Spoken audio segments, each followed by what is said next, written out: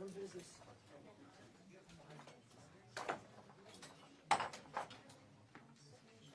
Yeah, no, you're totally right. Yeah.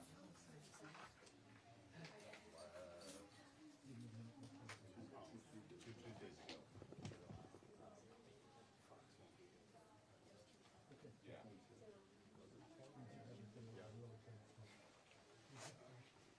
Yeah. Just two insiders, yeah. For sometimes I usually be in the office. Right. And sometimes we have that side. Well, it's nice to have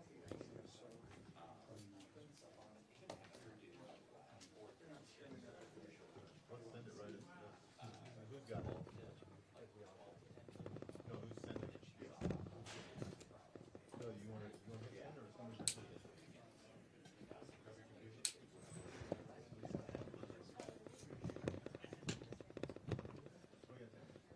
Yeah, we get that. Yeah. 100%. Yes, they're going to get all the pictures. I just want to put a couple pictures. I was working on that for right. Well, yeah.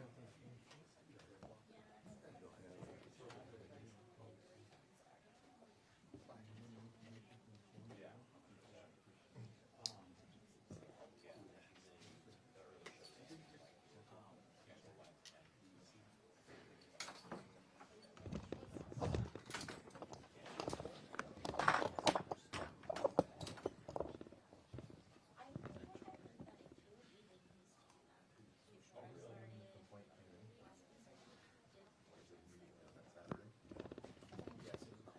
On that Saturday. I knew it was called for service. I just want to make sure that's when we went out. She was supposed to like officiate our wedding. Really? Yeah. And then not like close, but we like suddenly or wedding, but it's too late. And I'm like, oh, it's in. So basically, we like signed us to do like a fair thing together, and that's kind of what really good. So he didn't really set us up. Yeah. I'm And he only was saying a going couple to, things and and he then had I'll turn some it over to work. you. Of course. Ah. Yeah. I don't know how he's been, but This all stems from the call that came in Saturday afternoon. We were all saying that you know. oh, really? I don't, who here needs it? Careful. Who here needs He it? left, we brought in this other guy. And he was good. And then I I did do radio for 15 years. Maybe that's why. Yeah, I thought she would. I was talking to him.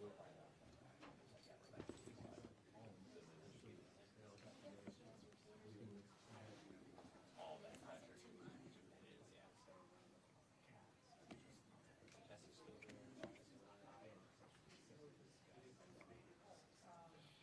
No, I just started very last, like maybe a couple months after that. Really? I should talk to him, right? So I was with her. Was like, he's not coming back. She came back.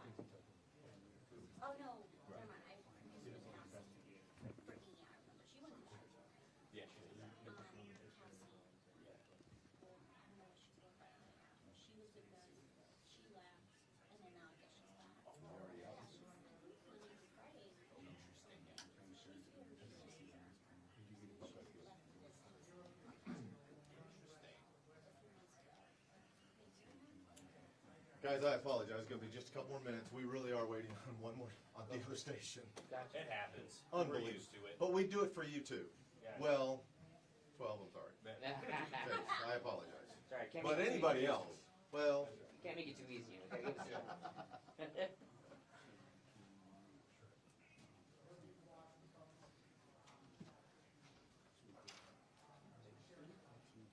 The chairs are comfy. Yeah, very comfy.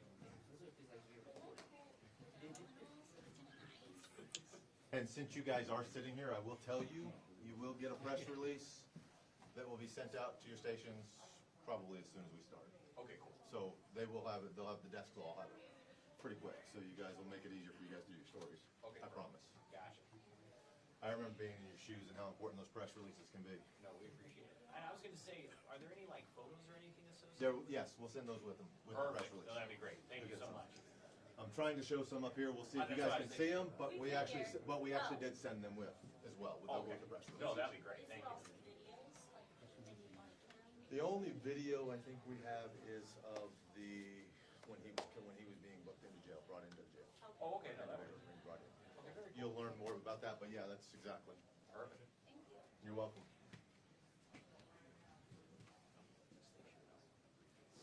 Looks like they're pulling up right now.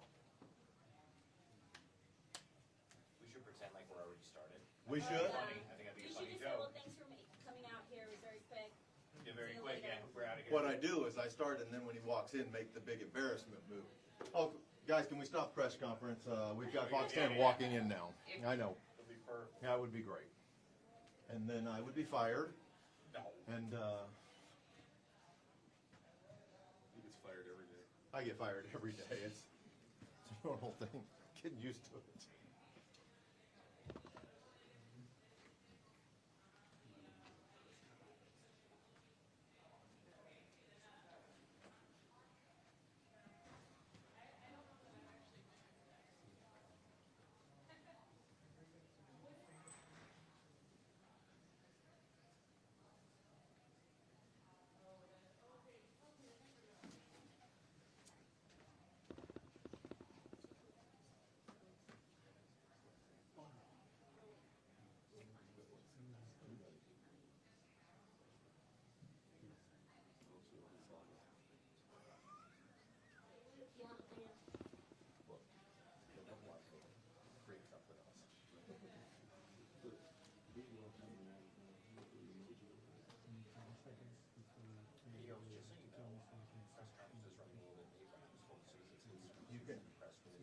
You sure weren't supposed to say that.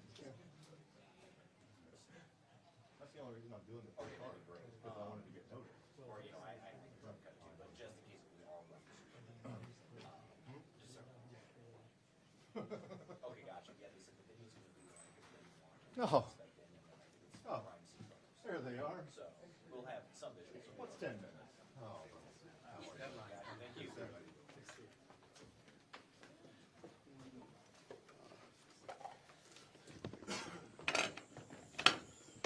If there's anywhere to plug in.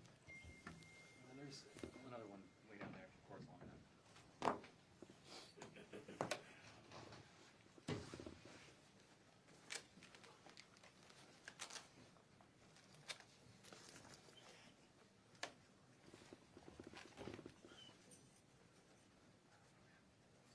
How many pockets do you have of those? I was counting at 7. Under 511 pants. Oh, are they? Oh, Patrick just went there, Oh, really, yeah? that place, and, because he needed for a work week, and I'm like, "Where's like, there's specific boots." Oh, yeah, you love the boots too. Yeah. Very nice. He's like, Looking good. thanks.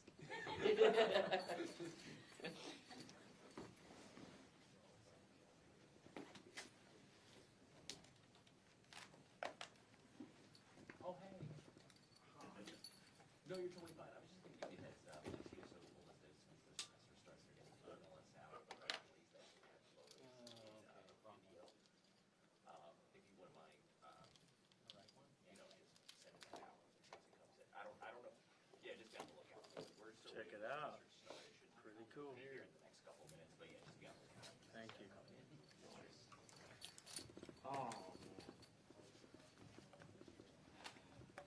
Oh, man. We know the address?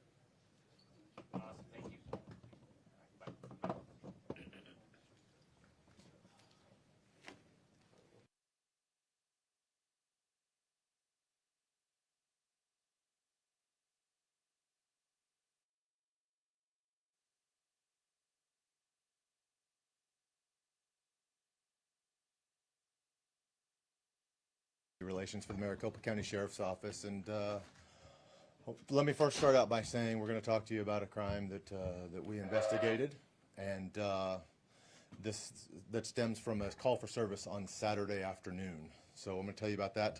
Well, I'm not, but the chief deputy is going to speak with you about that, and also Enriquez.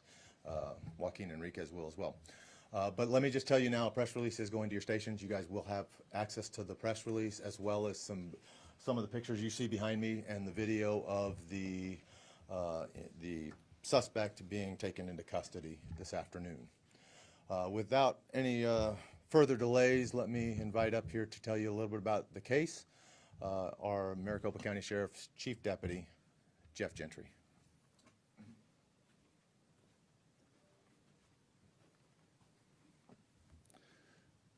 Thank you all for coming today. I'm going to tell you about a case, and you're going to see some pictures of some pretty deplorable conditions.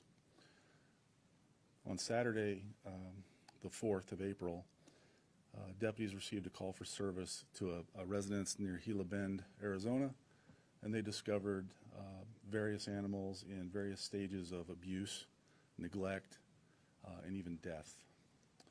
And deputies contacted the owner of that residence. They did make contact with the owner of that residence, and he refused to respond to the scene. He refused to come and take care of these animals. Those that were salvageable have been taken into protective custody here at the sheriff's office in our MASH unit. And they're going to be treated to veterinary services and trying to be brought back to health. I can tell you that at this time, I can't even go visit these animals because you have to dress up in a protective suit because of some of the diseases and things that are involved. It is a disgusting and deplorable act by this person. Sheriff Sheridan ran on a campaign that he was going to hold those accountable that abuse and neglect animals.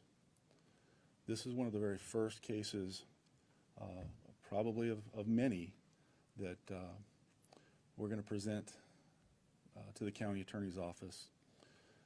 We have done what we can to increase the number of detectives and people that respond to animal crimes throughout Maricopa County, and we intend to hire more. We are experiencing a shortage of deputies. Even with that shortage of deputies, we take animal crimes to be very serious crimes against those very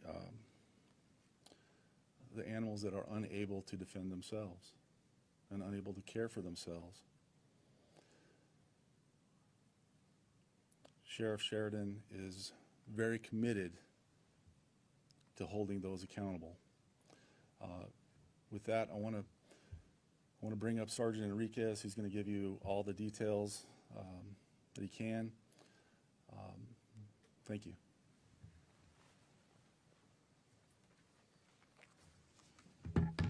All right, guys, thank you for joining us today. Thank you, Chief Deputy. There's going to be some questions that I will not be able to answer today, as you understand, ongoing investigations. And I want to make something clear. Just because dogs don't speak, that doesn't make them any less of an issue for us, okay?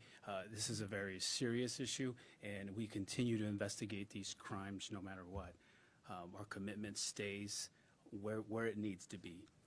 All this started because a concerned citizen cared and saw what looked to be some type of neglect. And that all started on April 5th, like the Chief Deputy said. That caused a call for service, and this is how these things start. A lot of people don't understand how we start this investigation. It's as simple as, citizens being observant and caring and actually making a phone call. That's exactly what happened. And we went out there, MCSO patrol deputies responded to the Gila Bend area, in the area of 299th Avenue, very rural, very remote area. Once there, they observed despicable, disturbing images, dogs in kennels, no food, no water, per ARS, the law is clear. Food, shelter, water, that's what needs to be provided here. And there were some kennels even that had bones. And I'm going to speak to this. We're going to send you these pictures. There was a couple dogs that were feeding on a dead dog because it had been neglected for so long. How disgusting is that, first of all? And I just want to paint a picture for you guys that today, 38-year-old suspect was booked into jail. And we contacted him. We had conversations with him, we being our detectives, who worked round the clock since April 5th trying to get him into custody. We talked to him over the phone after we went to his house, saw what was going on. We tried to get him to come back to the residence to take custody of these animals, and we can start an investigation. But he decided to elude us for 4 or 5 days, and he was taken into custody hours ago and booked into our ITR facility. That's how committed we are to doing this. So shout out to our detectives, our CAST unit, our fugitive unit that went out, looked for this guy and booked him into jail. It's my understanding, and detectives have verified it, that our suspect was using social media platforms to sell these dogs. The dogs we're talking about here, Cane Corsos, a French bulldog was also found on property. And these dogs wouldn't have been rescued, wouldn't have been found and taken to our MASH unit had it not been for a concerned citizen. So it's so important. And I will tell you this, there's going to be more questions that come up. There's going to be more information and possibly additional suspects. We don't know who he's working with. When he was booked into the jail today, he gave very little information, and that's what we're still going on. That's why this is an active investigation. Today, he will be booked on felony charges of animal cruelty. However, we are confident that as this investigation goes on and we get the results from the vets and things coming back, there's going to be multiple felony charges for this individual. We also do have information that he was charged with animal cruelty in another county here in the state. So this isn't his first time. He knows what he's doing, and he needs to be held accountable, and that's what the Maricopa County Sheriff's Office is doing. So we are going to send you videos and pictures of his perp walk when he got booked into the jail, and more disturbing pictures of what we found on property. All the dogs, like the chief deputy said, we were trying to get pictures because we wanted to see what the status and how they were. We couldn't even go over there, to be honest with you. We were told they have lots of diseases, worms, parvo. The conditions are terrible, but our MASH unit, this is what they do. They're excellent at it, and they're going to bring these dogs back to health. Once they are, obviously we have to go to court proceedings and the legal issues. They could be turned over to the Maricopa County Sheriff's Office and then adopted out, or we can go through the court process. However, right now they're being held as evidence because that's exactly what this is. It's a case of neglect on those dogs. So with that, I can answer any questions. The chief deputy is here to answer any questions that you have as well. So Chase? You said that the suspect has been evading you guys for the past 4 to 5 days. How were you able to find him? Well, you know, detectives have investigative techniques that they use to try to find and track somebody down. We had information from neighbors. We knew where we had obviously spoke to them over the phone, so that helps us into where we're going. Affiliates, things like that. I won't go into too much details, but we have ways to track people down. And he was actively eluding us, and we were able to take him into custody so he could face these charges. Can you see if he was found, like, your teammates? He was found locally in the area of 99th Avenue in McDowell. So here, yes, he was. And then, if you wouldn't mind just saying, you know, how many dogs were found and then how many were unfortunately deceased? So 11 adult dogs and 7 puppies. That's what we have right now. I say 3 deceased dogs because one was completely to bones inside of a kennel. And then we found what we believe the mom of the King Corsos inside the home, deceased. And then there was another dog that the puppies were pretty much feeding on to survive. One of the statements from one of the neighbors said that they hadn't seen anybody in over 2 weeks, and that's just an estimate. So we don't know how long these dogs have been out in a pretty remote area of Gila Bend. From the dogs that you have right now in custody, do you think they're all gonna make it, or are some very at risk of dying? You know, they're getting veterinary help right now, constant. Like I said, we couldn't even go over there. We wanted to check up on these dogs, give you guys some pictures of what they're doing, and it's terrible right now. So it's too early to tell. Diseases, a lot of have eye conditions, you know, things like that. So we'll see what happens. Well, we're hopeful that they all pull through and we can see what they look like after they've been rehabilitated here with our MASH unit and possibly put up for adoption. Any more, sir, you can tell us about the person who made the call and how involved they were and how important that is again? Well, I'll tell you what, we have a tips line, but at no time should anybody shy away from calling us directly to a call for service. And that's how it starts. Patrol went out there because of a call for service. And that's what we want to see. The chief deputy and the sheriff have been going to different areas of the county, speaking to the people. We were at Gila Bend a couple weeks ago, and there was a gentleman at that meeting that brought up some concerns with animals, and he is directly related to this. So this is what this is. This is the sheriff and this administration hearing the people and acting on it, and that's exactly what we did. But this can't happen without the public's help. You said that he was selling these dogs on social media. Do you know how long he has been doing this? It's my understanding he's been doing this for a while now. This is from people we've spoken to in the neighborhood, and just people in the area. I can't tell you what social media platforms, but I'm sure you'll figure that out. So, but that's part of the investigation at this point. What other county was it that he was charged with animal cruelty? It's a county up north, and I'll let you guys do the research on that. But yes, we do have information that he was charged locally here in Arizona. In regards to the social media and selling, do you know, was it just selling just to regular people? Was he like breeding these dogs for fighting or anything like that? We don't have information right now that they were being bred for fighting.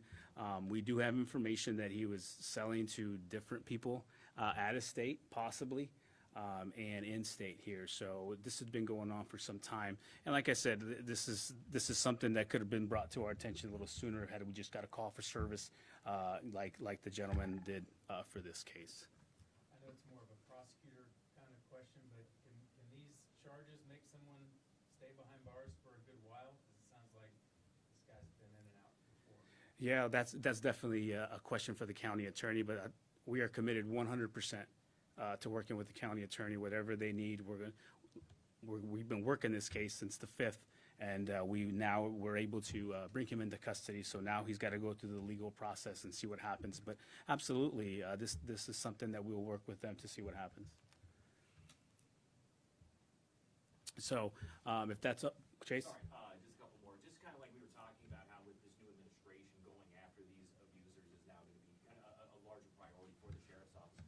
Do you and I maybe just talking about that a little bit more, going after, you know, these suspects, these criminals who are abusing these animals, and how important that is to the sheriff and this administration? It's an utmost priority for this administration to go after those that abuse animals. It's one of the things that Sheriff Sheridan campaigned on was that exact thing. Every stop that he made along the campaign trail, people asked him, what are you going to do about people that abuse animals? And he's made it very clear his direction is to bolster an animal crimes unit and do that very thing, investigate and hold accountable people that don't do what's required of them, and that's provide food, water, and shelter. Well, sir, if you don't mind me asking, I mean, when you were just explaining what was going on and just these, like you said, deplorable and disgusting conditions. I mean, dogs feeding on the corpses of other, you know, dogs. Just in your experience, would you say this is one of the toughest cases that you've witnessed here at the sheriff's office? Been around a little while. I've seen some pretty bad things in my time.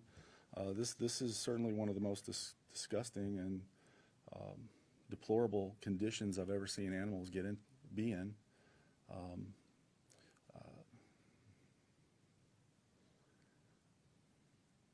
Certainly in the last 3 months that this administration's been involved, this is certainly one of the most disturbing things that we've come across.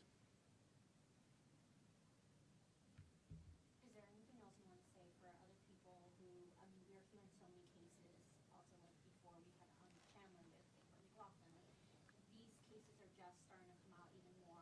What do you have to say to just like people that are doing this? Do they think they're just gonna, get away with it? Well, the Maricopa County Sheriff's Office serves the entire whole of Maricopa County. So it doesn't matter if you're in Phoenix or Chandler or wherever you may be. If we get a report of animal abuse, we're going to investigate it very vigorously, and we're going to hold you accountable if you're abusing animals. End of story there.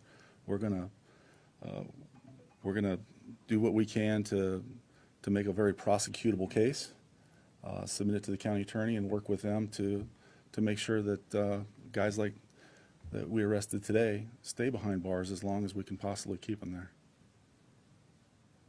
Is Gila Bend, I don't know, is this rare for that area? You mentioned another person who maybe brought up some issues. Do we know if that's maybe a more common problem out that way? I don't know. That you've heard of?